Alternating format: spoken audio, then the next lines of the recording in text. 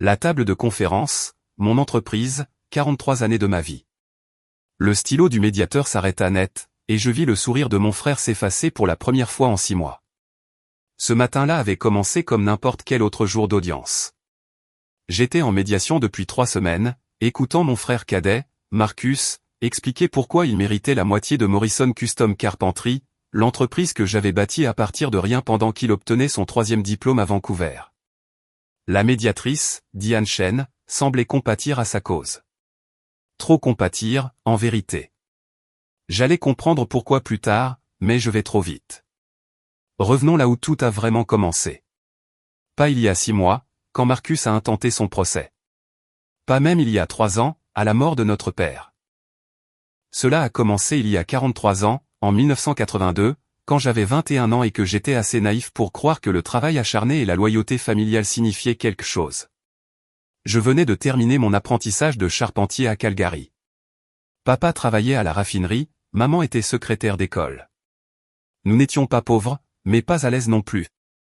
Marcus avait 14 ans, déjà ce que maman appelait « doué pour les études » et que j'appelais, moi, allergique au travail manuel.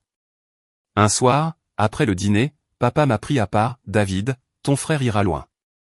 L'université, peut-être même un doctorat. C'est un gamin brillant. Tu sais qu'on ne peut pas envoyer les deux à la fac. » J'ai hoché la tête, je n'avais jamais été fait pour les études. Je sais, papa. Il a ajouté, mais tu as de bonnes mains. Tu es habile avec le bois. Pourquoi ne pas lancer quelque chose? J'ai 8 000 $ d'économie. Ils sont à toi si tu veux bâtir quelque chose. 8 000 $. En 1982, c'était assez pour acheter des outils, louer un petit atelier et survivre 6 mois en faisant attention. J'ai accepté. J'ai nommé l'entreprise Morrison Custom Carpentry et j'ai travaillé 70 heures par semaine pendant les 5 premières années. Armoire de cuisine, restauration de meubles, aménagement sur mesure pour les nouveaux quartiers de Calgary en plein essor pétrolier. Quand Marcus a eu son diplôme du lycée, j'avais déjà 3 employés. À la fin de son premier diplôme à UBC, nous étions 12 et je venais de décrocher mon premier contrat commercial. Au moment où il a obtenu son doctorat en économie, j'avais fait de Morrison Custom Carpentry la principale entreprise de rénovation et menuiserie sur mesure de Calgary, avec 42 employés et un chiffre d'affaires annuel de 4,8 millions de $. Marcus est devenu professeur d'économie, d'abord à UBC pendant 15 ans, puis à l'Université de l'Alberta à Edmonton. Il publiait des articles sur l'efficacité des marchés et l'allocation des ressources. Jamais il ne s'est intéressé à l'entreprise, jamais il n'a visité l'atelier, jamais il n'a demandé quoi que ce soit. Papa était fier de nous deux, à sa manière. Mon fils professeur et mon fils entrepreneur, disait-il à table. Mais j'ai remarqué qu'avec le temps, ses yeux brillaient différemment quand Marcus rentrait à Noël. Quand Marcus publiait un nouvel article, papa en gardait toujours une copie sur son bureau. Quand j'ai remporté le prix d'excellence des petites entreprises de Calgary en 2008, il m'a dit « C'est bien, fiston », puis il est retourné à la lecture du dernier article de Marcus. Je ne me plaignais pas, je comprenais. Marcus était le fils prodige. Moi, j'étais juste celui qui travaillait de ses mains. En 2019, maman a été diagnostiquée Alzheimer. Papa s'est occupé d'elle 3 ans, jusqu'à ce que son cœur lâche en mars 2022. Marcus est venu d'Edmonton pour les funérailles, est resté 4 jours, puis est reparti. C'est moi qui ai placé maman en maison spécialisée, moi qui allais la voir 3 fois par semaine, moi qui payais les 6 200 $ par mois parce que ses soins dépassaient les capacités du système public. Marcus versait 5 cents. Salaire de professeur, pas comme toi, grand homme d'affaires, plaisantait-il. 6 mois après les funérailles, il m'a appelé, il faut parler de l'entreprise, David. J'étais dans mon camion, sur le chemin du retour. De quoi tu parles? De ce que papa a promis. J'ai failli sortir de la route. Quoi? Papa a toujours dit que l'entreprise appartenait à nous deux. Un héritage familial. Il me l'a répété des dizaines de fois. Marcus, j'ai construit cette entreprise. Papa m'a donné 8 000 $ en 1982, c'est tout. Le reste, c'est 43 ans de ma vie. Papa a dit que c'était une entreprise familiale. Famille, ça m'inclut. Marcus, tu n'as jamais travaillé un seul jour chez Morrison Carpentry. Ça n'a pas d'importance. La promesse de papa, si. J'ai été patient, David. Je t'ai laissé diriger, décider, mais maintenant je veux formaliser l'arrangement.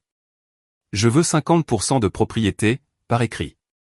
Je me suis garé sur le parking d'un Tim Hortons. Tu es sérieux? Très sérieux. Tu as eu 43 ans pour bâtir ta fortune. J'ai passé ma vie dans le monde académique à gagner une fraction de ton revenu. Papa le savait.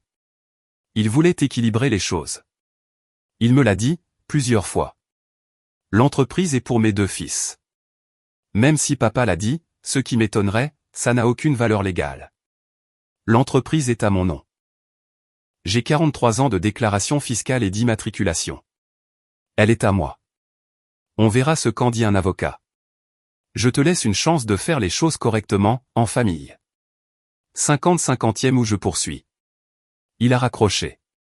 Je suis resté là 1 heure à regarder les gens entrer et sortir avec leur café et leur timbi, essayant d'assimiler ce qui venait de se passer. Mon petit frère, que j'avais aidé à financer ses études, me menaçait de procès. Ma femme, Jennifer, avec qui j'étais marié depuis 38 ans, m'a dit, il bluffe. Marcus n'est pas ce genre de personne. C'est ton frère. Mais il ne bluffait pas.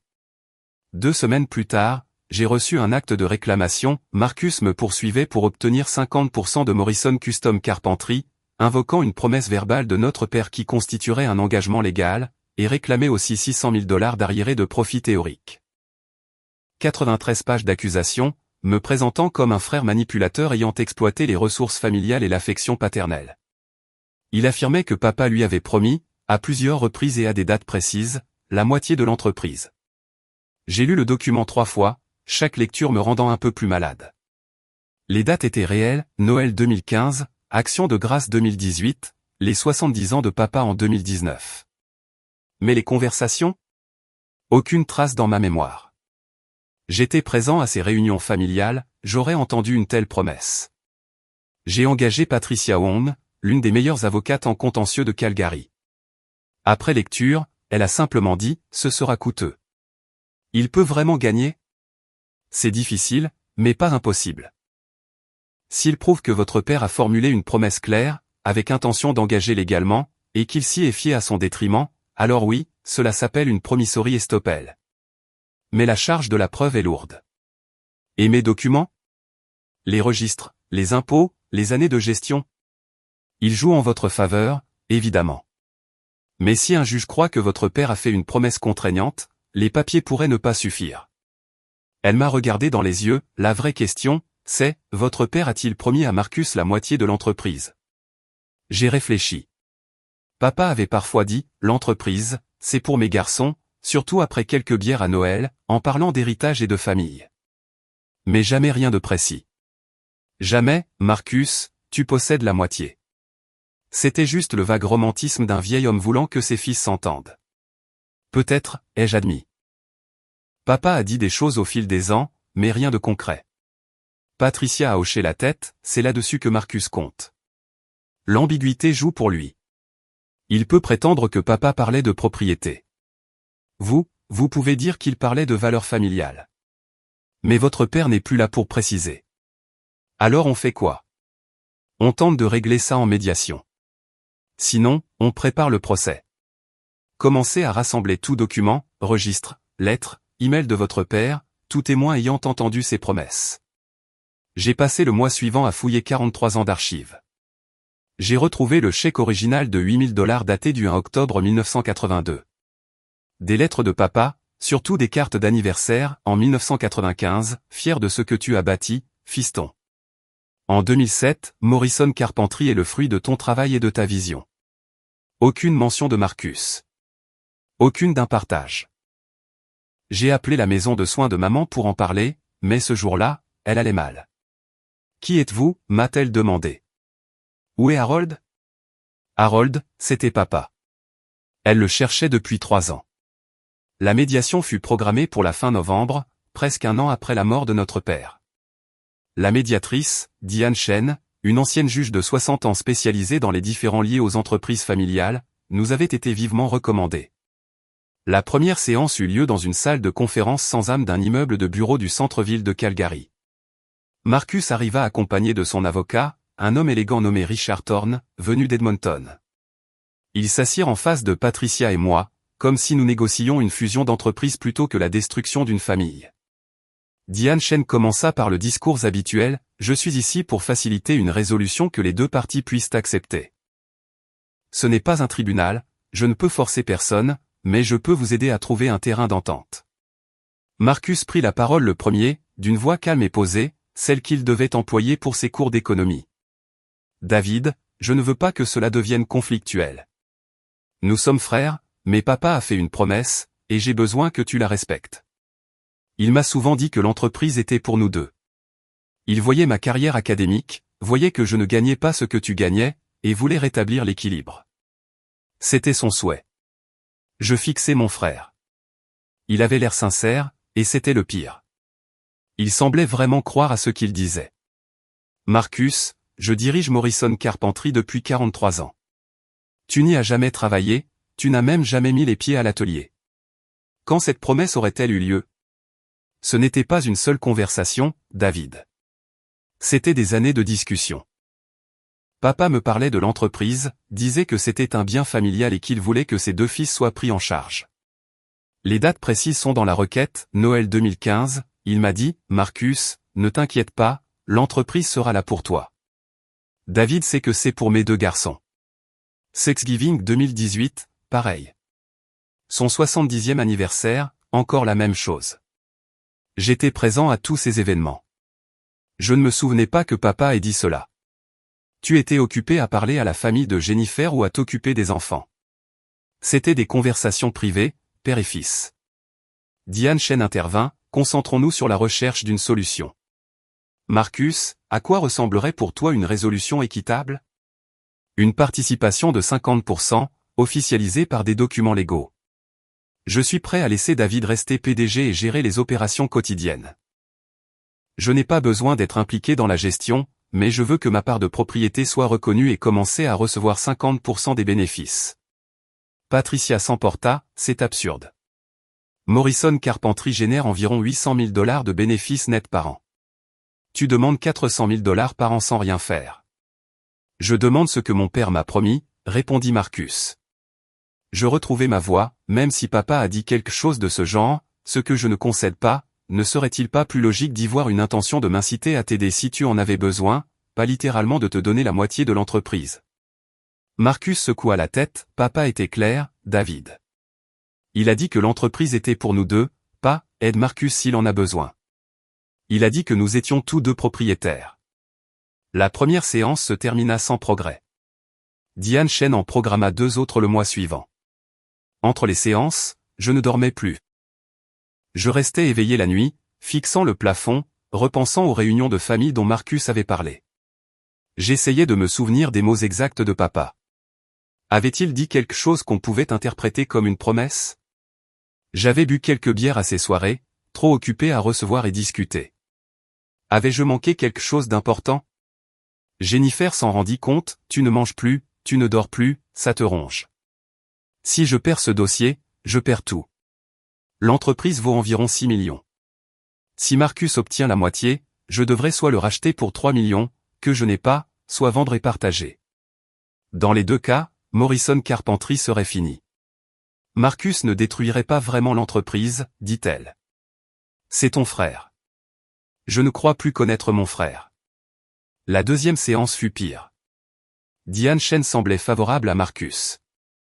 Elle parlait de promesses familiales, d'obligations morales et des volontés du père. David, même si les propos de votre père sont ambigus, ne ressentez-vous pas une obligation morale d'honorer son intention? Il voulait clairement que ses deux fils profitent de l'entreprise. Je sentis ma tension monter. Son intention était que je réussisse, et c'est ce que j'ai fait. J'ai aidé Marcus au fil des ans.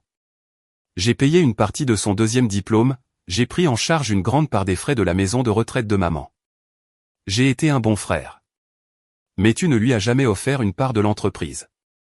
Parce que c'est mon entreprise. Je l'ai bâtie. Chaque brique, chaque contrat, chaque employé, chaque crise surmontée, c'était moi. Pas papa, pas Marcus. Moi. Diane Chen parut déçue. Les entreprises familiales reposent souvent sur des accords informels, dit-elle. Les tribunaux reconnaissent qu'un mot d'un père à son fils peut parfois suffire. C'est là que je compris qu'elle s'était déjà fait une opinion. Pour elle, Marcus méritait quelque chose. Peut-être pas 50%, mais une part substantielle. Et en tant que médiatrice, elle nous poussait doucement vers ce résultat. Patricia le sentit aussi. Après la séance, elle me prit à part, je n'aime pas ça. Shane montre des signes de partialité. Si elle recommande un accord et que tu le refuses, cela pourrait te nuire au tribunal. Les juges tiennent parfois compte de l'avis du médiateur. Que faire? Il nous faut des preuves concrètes que ton père n'avait pas l'intention de donner une part à Marcus. Des lettres, des documents, des témoins, n'importe quoi.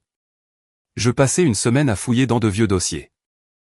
Je trouvais des prêts commerciaux des années 1980 et 1990, tous à mon nom, l'enregistrement original de 1982, les déclarations fiscales des 43 dernières années, tout indiquant que j'étais le seul propriétaire, puis, après l'incorporation en 1995, l'unique actionnaire. Mais je trouvais aussi autre chose, une lettre de papa datée de 2010, écrite à la main, adressée à moi. David, je voulais simplement te dire à quel point je suis fier de toi. Morrison Carpentry prouve que le travail et la persévérance portent leurs fruits. Tu as transformé mes 8 000 $ en quelque chose de remarquable. Tout cela, c'est toi, mon fils. Ta vision, ta sueur, ton succès.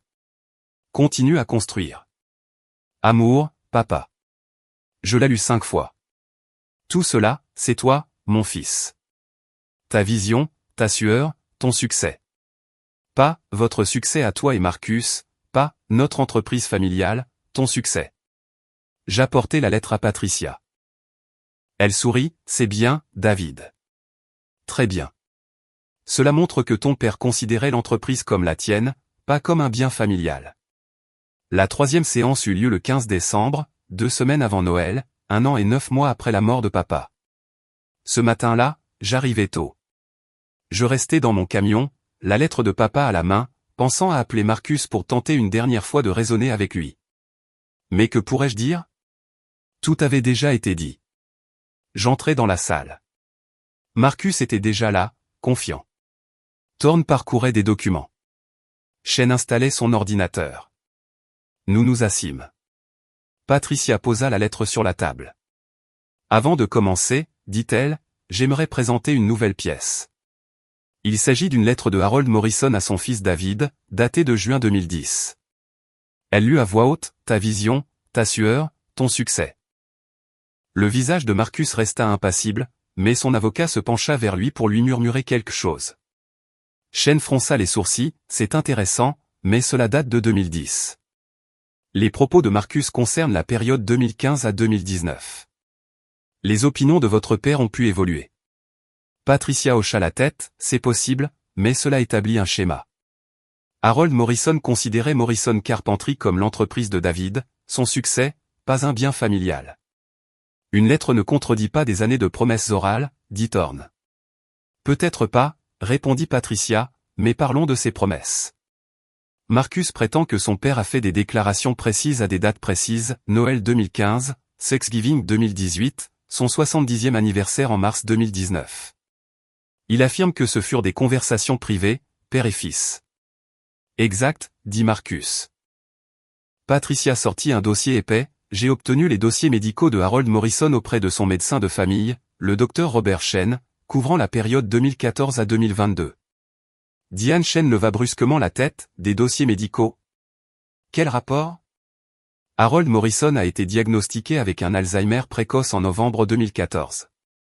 Les notes du docteur indiquent un déclin cognitif dès 2013, avec diagnostic formel fin 2014.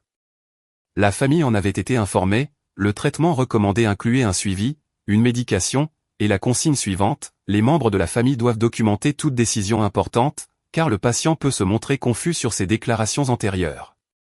Le silence tomba dans la salle. Marcus finit par dire d'une voix tremblante, ce n'est pas vrai, papa n'avait pas Alzheimer, c'était maman. Votre mère a été diagnostiquée en 2019, dit Patricia, votre père 5 ans plus tôt. La famille avait été prévenue. N'en aviez-vous pas été informé, Marcus? Je me souvins alors du rendez-vous chez le médecin en 2014, juste avant Noël. Papa m'avait demandé de l'accompagner. Début de la maladie, avait dit le docteur Chen, il aura de bons et de mauvais jours, il pourrait répéter des histoires, oublier des conversations récentes, mais il reste capable de gérer ses affaires pour le moment. C'est moi qui avais ensuite géré ses affaires, les factures, les ordonnances, puis la décision de placer maman quand papa ne pouvait plus s'en charger. Je pensais que Marcus savait pour le diagnostic de papa. Mais il ne venait à Edmonton que 3 fois par an, peut-être. Peut-être que je ne le lui avais jamais dit clairement. Peut-être que j'avais supposé que maman l'avait mentionné. La conversation de Noël 2015 dont Marcus parle. Les notes médicales de Harold Morrison datées de décembre 2015 indiquent qu'il souffrait d'une confusion croissante et de perte de mémoire à court terme. Le médecin avait noté que Harold avait du mal à distinguer les événements récents des anciens et qu'il faisait parfois des déclarations incohérentes avec la réalité. Patricia sortit d'autres documents. Action de grâce 2018, Harold Morrison avait subi un petit AVC 3 semaines plus tôt. Les dossiers hospitaliers indiquaient une altération temporaire de ses capacités cognitives. Le médecin notait, patient désorienté, présentant des confabulations. Mars 2019, 70e anniversaire de Harold, à ce stade, sa maladie d'Alzheimer en était à un stade modéré. Les notes du docteur Chen en février 2019 précisaient, le patient ne devrait plus prendre de décisions financières ou juridiques sans supervision familiale. Fonction cognitive gravement altérée. Marcus devint livide. Je ne savais pas, papa semblait aller bien lors de ces réunions. Les patients atteints d'Alzheimer paraissent souvent aller bien en société, répondit Patricia doucement. Ils savent masquer leurs symptômes, surtout au début. Mais les preuves médicales sont claires, ton père n'était pas en mesure de faire des promesses contraignantes à cette époque. Et même s'il a dit quelque chose, une promesse faite par une personne souffrant d'un trouble cognitif documenté ne peut fonder une réclamation légale. Diane Chen lisait les dossiers, le visage changé, je n'étais pas au courant de ce diagnostic. Cela modifie considérablement l'analyse. Richard Thorne, l'avocat de Marcus, parcourait les pages à toute vitesse, même si Harold Morrison avait des troubles cognitifs, cela n'invalide pas automatiquement tout ce qu'il a dit. Patricia répliqua, le diagnostic date de 2014, et les promesses que Marcus invoque auraient été faites entre 2015 et 2019, bien après. Et la lettre de 2010 que j'ai présentée montre qu'avant sa maladie, Harold Morrison considérait explicitement l'entreprise comme celle de David seul. Je regardais mon frère, il fixait la table, toute assurance s'envolait. Marcus, dis-je doucement, papa a-t-il vraiment dit tout cela, ou as-tu entendu ce que tu voulais entendre? Il leva les yeux, pour la première fois depuis des mois, je revis mon petit frère, pas mon adversaire. Il l'a dit, David, je te jure qu'il l'a dit. Noël 2015, dans la cuisine, juste nous deux. Il a posé la main sur mon épaule et m'a dit, ne t'en fais pas, Marcus, l'entreprise est pour mes 2 garçons. David sait qu'elle sera aussi pour toi. Je m'en souviens très clairement. Je te crois, répondis-je, que tu t'en souviennes. Mais papa avait Alzheimer, Marcus. Il était confus. Peut-être pensait-il aux $8000 qu'il m'avait donnés et, dans son esprit troublé, croyait que cela signifiait que l'entreprise appartenait à nous deux. Peut-être voulait-il simplement te rassurer sur ton salaire de professeur. Mais ce n'était pas une promesse. Ce n'était pas réel. Les yeux de Marcus brillaient. Il le disait chaque fois que je venais. À Noël, à Thanksgiving, il me prenait à part et me disait de ne pas m'inquiéter, que j'étais protégé, que l'entreprise était à nous. Je croyais que cela signifiait quelque chose. Ça signifiait que papa t'aimait, dis-je. Il voulait que tu te sentes en sécurité, mais ce n'était pas une promesse légale ni une réalité. Diane Chen toussa légèrement. Compte tenu de ces nouveaux éléments médicaux, la médiation n'a que peu de chances d'aboutir à un accord favorable à Marcus. Si cela va au procès, un juge conclura presque certainement que Harold Morrison n'avait plus la capacité de faire des promesses engageantes à cette période. Richard Thorne rangeait déjà ses documents, je dois consulter mon client. Nous avons fait une pause. Patricia et moi sommes allés prendre un café en face. Mes mains tremblaient en commandant. Tu savais pour le diagnostic de ton père? Demanda-t-elle. Oui. Je le gérais depuis si longtemps que c'était devenu normal. Je n'ai pas pensé à l'impact que ça avait sur les conversations passées. Je n'ai pas pensé que Marcus ignorait tout. Il devait le savoir. David, ta mère a été diagnostiquée plus tard, placée en soins. L'état de ton père a forcément été évoqué. Marcus vivait à Edmonton, 3 visites par an, quelques appels toutes les 2 semaines. J'ai peut-être cru que quelqu'un d'autre lui avait dit. Ou qu'il savait mais ne voulait pas se rappeler, car cela compliquait sa plainte. Je ne voulais pas le croire. Je voulais croire qu'il avait simplement mal compris, qu'il avait pris les propos confus de papa pour des promesses. Quand nous sommes revenus dans la salle, Marcus et son avocat étaient déjà là. Marcus semblait rétréci, vidé. Thorne parla le premier, à la lumière des preuves médicales, nous sommes prêts à discuter d'un règlement.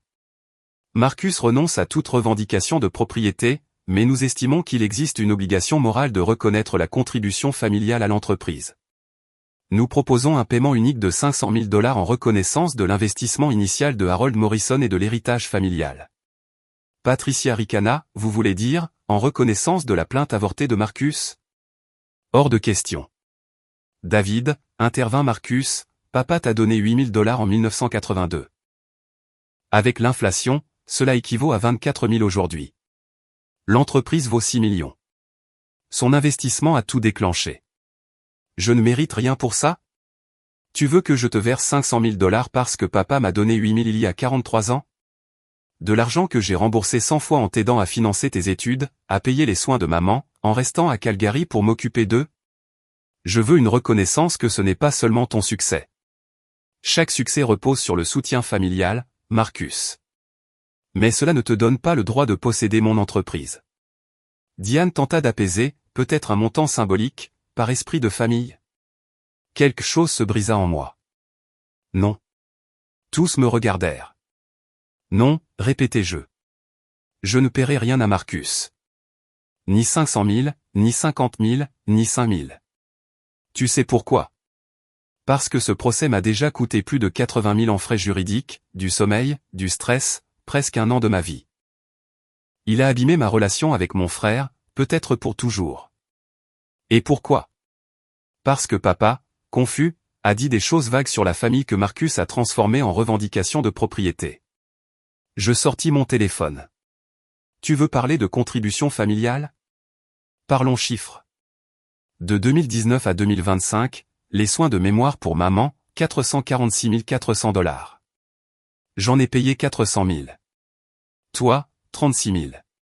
Cet argent, je l'ai pris sur l'entreprise, sur ma retraite, pour qu'elle soit bien soignée, pendant que tu envoyais ton chèque de 5 cents par mois et venais 2 fois l'an. Je fis défiler mes relevés, ton deuxième master, 1994 à 1996, quand ton financement est tombé, je t'ai prêté 18 000, tu as remboursé 5 000. En 2008, entre 2 postes, tu ne pouvais plus payer ton hypothèque, je t'ai envoyé 12 000. En 2015, ta voiture est morte, 6 000. En 2020, pendant le Covid, quand l'université a réduit ton salaire de 20%, je t'ai versé 1 500 cents par mois pendant 8 mois, 12 000 de plus. Je posais mon téléphone. Je t'ai donné plus de 450 000 $ en 30 ans, Marcus. Certains prêts jamais remboursés, d'autres dons. Je n'ai jamais rien réclamé, parce que c'est ce que fait la famille. Mais maintenant, tu exiges encore 500 000 de plus parce que papa, malade, a dit des choses confuses sur une entreprise à laquelle tu n'as jamais contribué. Silence. La voix de Marcus à peine un souffle, je ne me souvenais pas de tout ça. Bien sûr que non.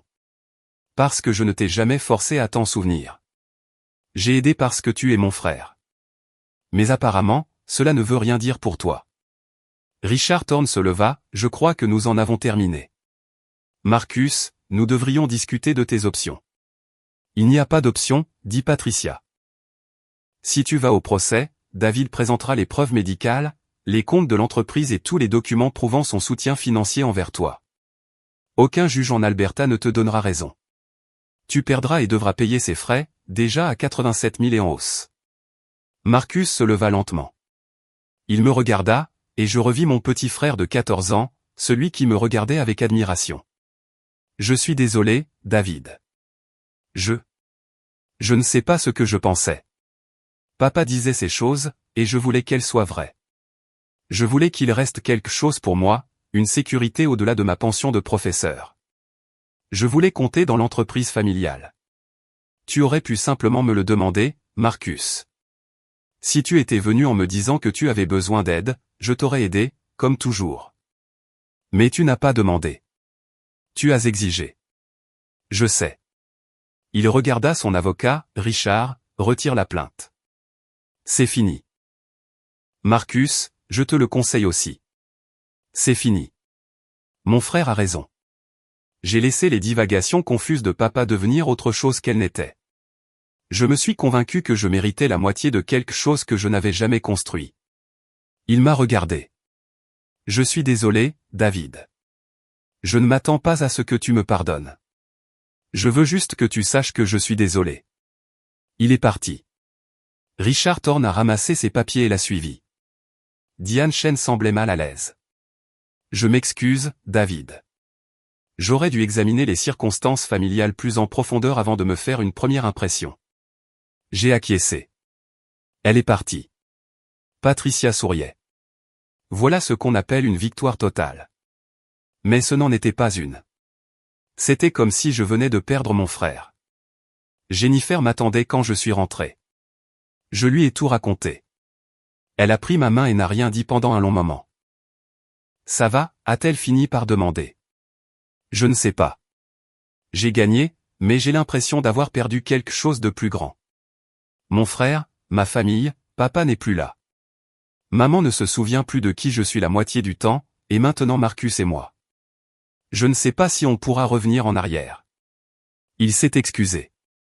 Il s'est excusé après que son avocat lui a dit qu'il ne pouvait pas gagner. Ce n'est pas un vrai remords, c'est juste accepter la défaite. Jennifer a serré ma main. Les gens sont compliqués, David. Peut-être que Marcus a vraiment mal compris. Peut-être que l'Alzheimer de ton père a créé toute cette situation. Peut-être que ton frère n'est pas un méchant, juste quelqu'un qui a commis une erreur. J'y ai pensé pendant des jours. Noël est arrivé. Marcus n'a pas appelé. Moi non plus. Je lui ai envoyé une carte, comme chaque année depuis notre enfance. Il n'a pas répondu. 3 semaines plus tard, j'ai reçu une lettre, écrite à la main sur le papier à en-tête de son université. David, je sais que tu ne veux probablement pas avoir de mes nouvelles. J'ai beaucoup réfléchi depuis la médiation. J'ai parlé à mon thérapeute, à des collègues qui travaillent aussi dans la médiation familiale, pour essayer de comprendre ce qui s'était passé. Je crois que j'ai inventé un récit dans ma tête à partir des propos confus de papa. Et je me suis convaincu que c'était vrai parce que je voulais que ce soit vrai.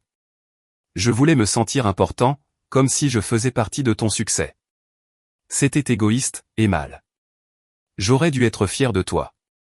J'aurais dû célébrer ce que tu avais construit au lieu d'essayer d'en revendiquer le mérite. Je n'attends pas de pardon, mais je veux que tu saches que je suis en thérapie. J'essaie de comprendre pourquoi j'ai fait ça, et je passerai le reste de ma vie à regretter de t'avoir blessé.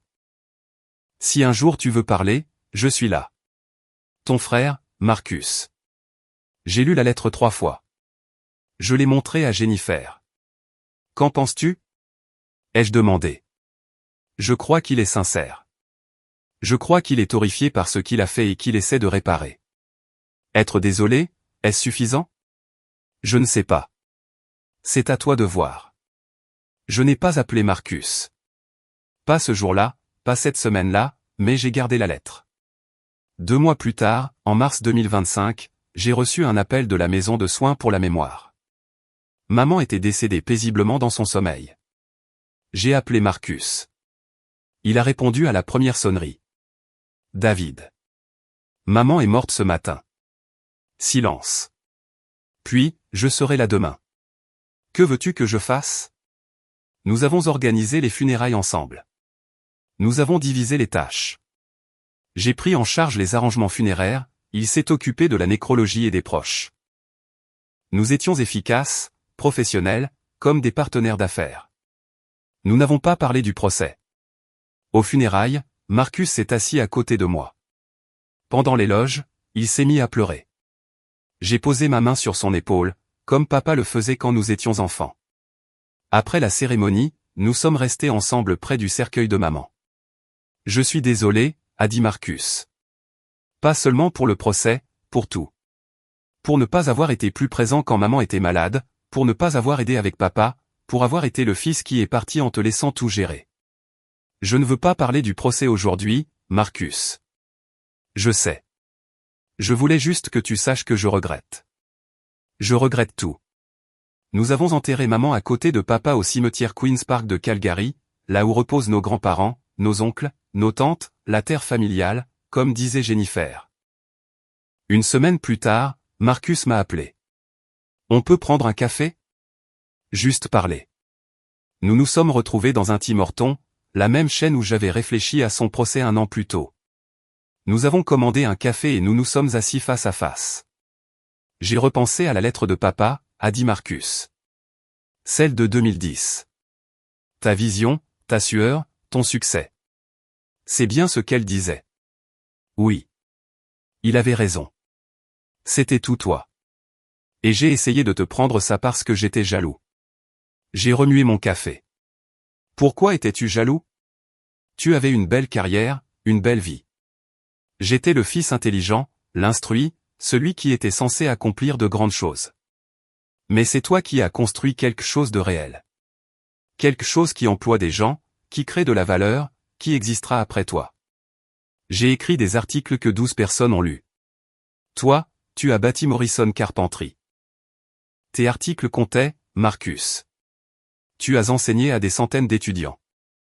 Ce n'était pas assez. Ça ne l'était jamais. Et quand papa a commencé à se mélanger les idées, à dire que l'entreprise était pour nous deux, je m'y suis accroché. J'ai inventé toute une histoire dans ma tête où je méritais la moitié parce que papa avait toujours voulu équilibrer les choses entre nous. C'était délirant. Peut-être pas délirant, juste humain. Marcus m'a regardé. On peut recommencer? Pas oublier, mais construire quelque chose de nouveau? Je ne veux pas te perdre. J'ai pensé aux promesses confuses de papa, au procès, à l'année de stress et aux 87 000 $ de frais juridiques. J'ai pensé à mes 43 ans de travail, au fils qui était resté, à celui qui avait pris soin de nos parents. Je ne sais pas si on peut redevenir comme avant, ai-je dit. Honnêtement, la confiance est brisée. Mais peut-être qu'on peut voir ce qu'on peut encore être. C'est tout ce que je demande. Nous avons parlé 2 heures de papa, de maman, des enfants, de l'avenir. Nous n'avons pas tout résolu. Certaines blessures prennent du temps à guérir. Mais c'était un début. 1 mois plus tard, j'ai fait quelque chose que je n'aurais jamais cru faire. J'ai appelé Marcus et je lui ai fait une proposition. Je pense à la retraite, lui ai-je dit. J'ai 64 ans. Je fais ça depuis 43 ans. Je suis fatigué. J'ai mal aux genoux. Je veux voyager avec Jennifer tant qu'on le peut encore. Ça a du sens.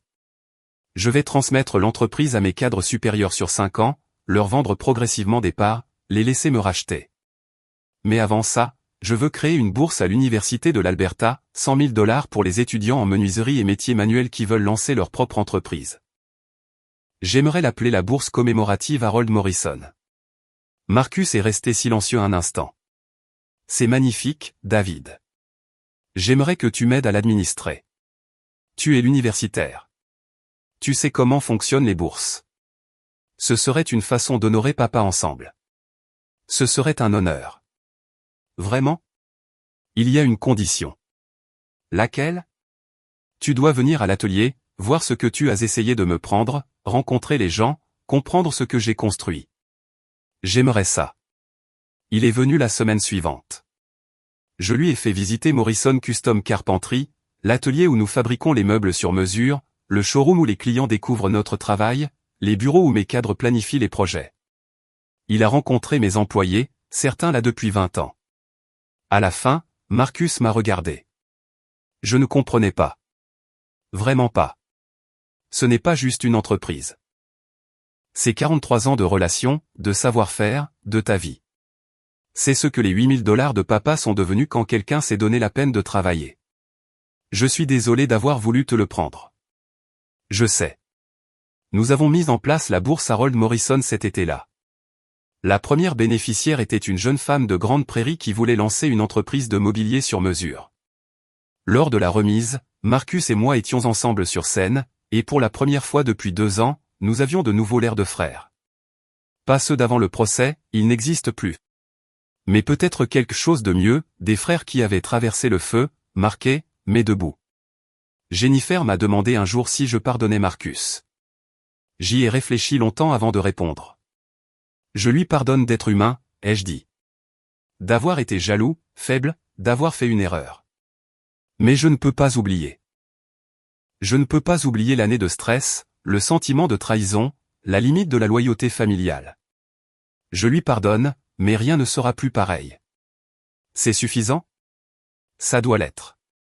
L'autre option, c'est le perdre complètement, et je ne veux pas ça non plus. Marcus et moi parlons toutes les 2 semaines maintenant. On dîne ensemble une fois par mois. On gère la bourse ensemble. On a visité la tombe de maman le jour où elle aurait eu 85 ans. On reconstruit quelque chose de nouveau, différent de ce qu'on avait avant. Mais je garde la lettre de papa de 2010 dans mon tiroir, ta vision, ta sueur, ton succès. Les jours difficiles, quand l'ancienne colère revient, je la relis et je me souviens que cette entreprise est la mienne. C'est moi qui l'ai bâtie, et aucune promesse confuse ni réécriture du passé ne changera ça. Morrison Custom Carpentry sera vendu à mes gestionnaires en 2030. Je prendrai ma retraite, je voyagerai avec Jennifer, je passerai du temps avec mes petits-enfants. L'entreprise continuera, sous une nouvelle direction, avec une nouvelle vision. Et Marcus fera partie de ma vie, d'une manière ou d'une autre. Pas aussi proche qu'avant, mais pas perdu non plus. Quelque part entre les deux. Parce qu'au fond, c'est ça, la famille, pas la perfection, pas la confiance absolue, pas les contes de fées, juste des gens qui essaient de faire de leur mieux, qui se blessent, se relèvent, et continuent d'avancer. De toute façon, j'ai 64 ans.